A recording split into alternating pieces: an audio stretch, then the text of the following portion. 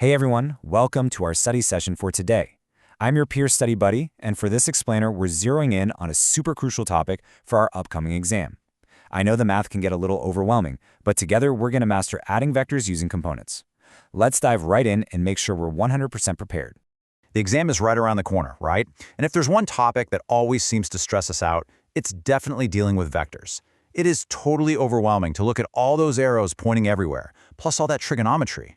But I promise you, once we break it down into smaller, manageable parts, it's actually just a set of really logical, simple steps. We've got absolutely nothing to be afraid of here. Here's our agenda for today. First, a physics exam study session, followed by resolving vector components and checking quadrants and signs. Then, adding the components, a displacement practice problem, and finally, some final review tips. Section 1. Physics Exam Study Session. Getting our toolkit ready. Okay, so before we touch any numbers, we need our basic toolkit. This is our very first strict rule. Angle theta. According to our text, the angle theta should always be measured in a counterclockwise direction, starting strictly from the positive x-axis. Think of it like a compass. You start from east, that's your positive x-axis, and you move counterclockwise going towards the north. This is absolutely crucial, guys. If your starting point for measuring the angle is wrong, your entire calculation is going to be off later, so lock this in your memory. Section 2. Resolving vector components, breaking it down into x and y. So how do we divide a diagonal vector into straight, horizontal, and vertical parts? Well, notice how elegantly this connects back to basic math. Remember SOHCAHTOA from trig class? To get our components, we just look at the right triangle formed by the vector. The x component sits parallel to the horizontal axis, which is the adjacent side to our angle, so we use the cosine function. Meanwhile, the y component is parallel to the vertical axis, representing the opposite side, which means we use sine. Just keep that pairing tight in your head. X pairs with cosine and y pairs with sine. Hold on, let's pause for a massive exam survival tip. Look at your scientific calculator right now. Is it in degree mode or radian mode? The module specifically warns us about this. Since the angles and directions in our problems are heavily given in degrees, your calculator absolutely must be set to degree mode. If you leave it in radian mode, you'll get completely different, totally wrong values, even if you typed in the perfect formula. Do not throw away free points on this. Check it twice before the test even begins. Section 3. Checking quadrants and signs, the classic exam trap. This is where a lot of us get tripped up on test day. The crucial thing to remember here is that components aren't always positive whole numbers. They can absolutely be negative. We actually have a specific example in the text showing a component of negative 80 meters at an angle of 20 degrees. So why does that matter?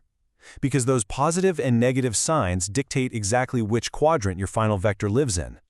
If your x component is negative, it means the vector is pulling to the left, or west. If the y component is negative, it's pulling down, or south. Always double-check those signs so you can confirm your vector's true placement. Section 4. Adding the components, the step-by-step method. Now that we know how to find and check our individual components, how do we get the final resultant vector? This is our ultimate formula. Honestly, write this down on your scratch paper the second the exam starts so you don't forget it. It's a mental checklist. Step 1. Add all your x components together to get your total x, and then do the exact same thing for all the y components to get your total y. Step 2. Use the Pythagorean theorem, a squared plus b squared equals c squared, using your total x and total y to find the magnitude or the overall length of that final vector. And step 3, use the inverse tangent function of your total y divided by your total x to get the exact direction or angle. Boom! As easy as 1, 2, 3. Section 5. Displacement Practice Problem. Jomar's Bicycle Ride. Concepts are great, but practice is way better. Let's apply our steps in real time to a practice problem straight from the module. Imagine Jomar riding his bicycle. First, he goes directly east for 5 meters. Then, he changes course and travels 3 meters at an angle of 30 degrees north of east. What we need to find is Jomar's overall displacement. The absolute best and safest way to do this is to physically set up a table. It really helps you avoid those silly addition mistakes when you're under time pressure. Make clear columns for vector 1, vector 2, and then an x component and y component column for each. Jomar's first vector, the 5 meters east, that's purely an x component. It's 5 meters for x and 0 for y, because he didn't go up or down at all. For his second vector, the 3 meters at 30 degrees, that's where we use our 3 times cosine 30 for the x column and 3 times sine 30 for the y column. Once you have that all laid out, you literally just add them straight down the columns to get your total x and y. By the way, if you compute it right, your final total x should be 7.6 meters and your total y should be 1.5 meters.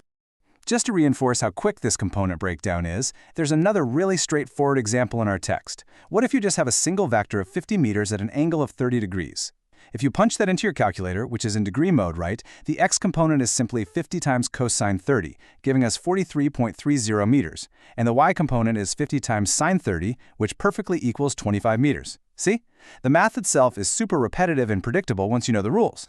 And guys, what makes this table method so powerful is that it scales up beautifully to way harder problems.